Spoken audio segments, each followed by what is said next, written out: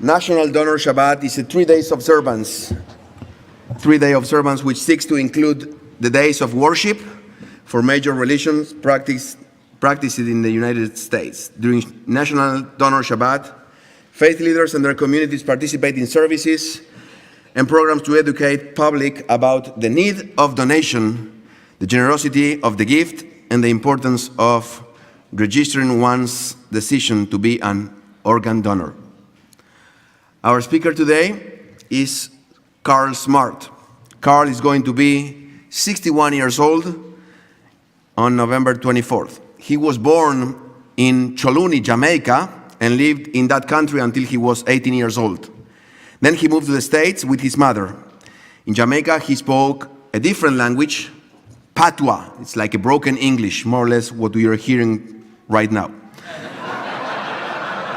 He moved to the DC area, and then after some years, he crossed the border and relocated in Maryland.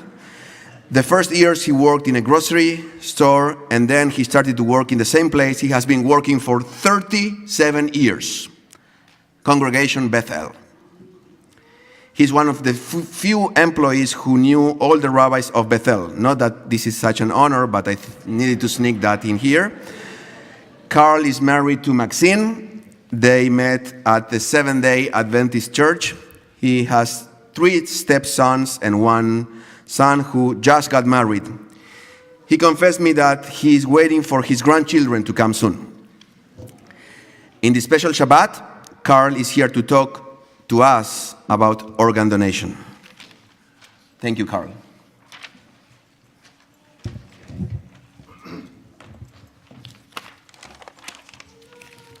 Happy Sabbath to everyone. I want to thank God for what He has done for me. He's given me a many blessings. I want to thank my wife, Maxine, who is here, and my good friend, who is in the back, Louis. My uncontrolled,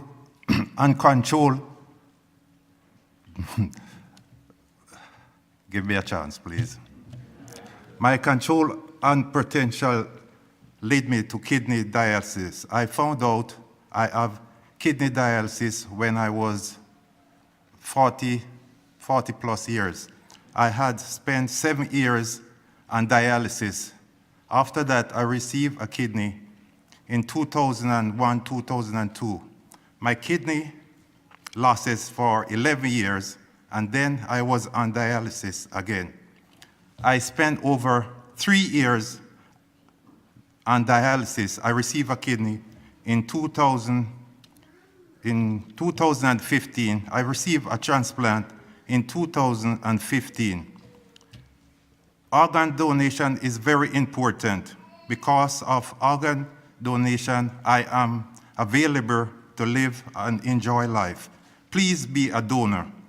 It can save a life. Thank you, Carl. Thank you, Rabbi. Thank you.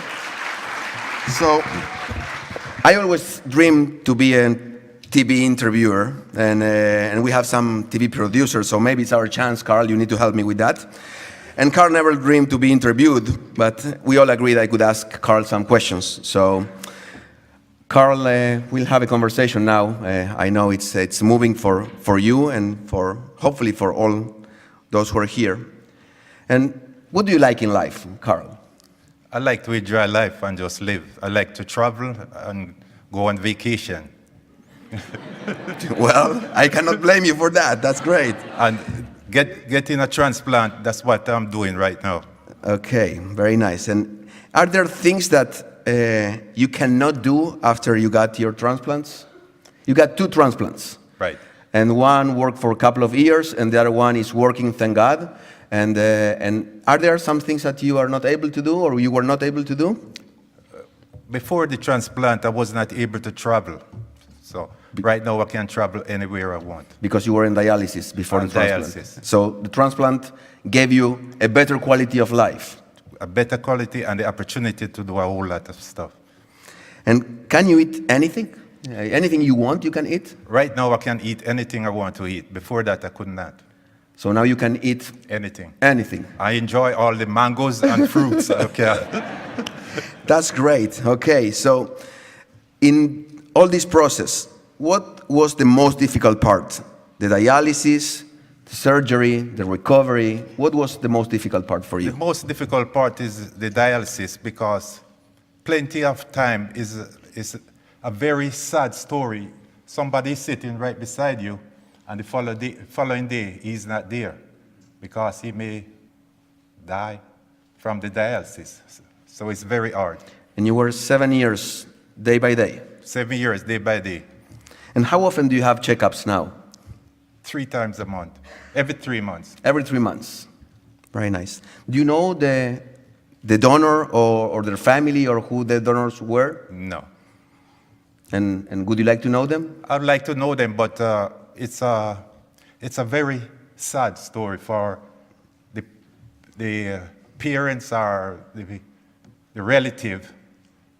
For them, it's enjoyment for me who receive a kidney, but it's sad for them because they may lose a loved one. What would you say if you have the donor in front of you and you have the possibility to have him or her in front of you? Well, I would like to say many things. First, I would like to say thank you, and thanks to them that give me the opportunity to live a normal life. Well, this week we read Parashat Chayei Sarah that speaks about the death of our foremother Sarah, Abraham's wife. But the Parsha has the name of Chayei Sarah, the life. Even if it speaks about the death of our matriarch, she is remembered through her life.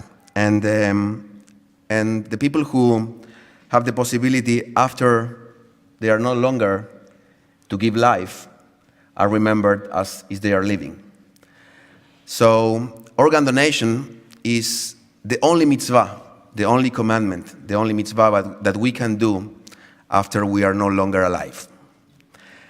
And there is society. It's HODS, Halachic Organ Donation Society, HODS.org. You can go online and you can see how we and the way the Jewish people can donate organs. There is a special card to do it in the right way. We can all be organ donors and save lives. Art Solvin, who is here, who is the one who introduced to us this special moment, this special Shabbat, and I wanted to thank you, Art, and also I wanted to say something that you had told me, that there are people who their loved ones had donated their hearts and other parts of their body, and they know their donors, they know who they are, they know the recipients, and sometimes there are stories of people who go and put their ears to hear the hearts beating of their loved ones in a new body. Carl, thank you for opening your heart to us. We were able to hear your heart, your story, and I hope it will convey a strong message that we can save life. Thank you. The only thing that we can do after we are no longer alive is continue giving life. Thank you. Thank you, and many, many blessings for you and your family, and for taking the time today to not go into your church, to come in once again to the place you have been coming for 37 years. And we are so proud and happy and thankful to you. Thank you, Rabbi, for the Thank you. opportunity to speak. Thank you. As we say in Hebrew, Carl, Yasher Koach, may you continue with strength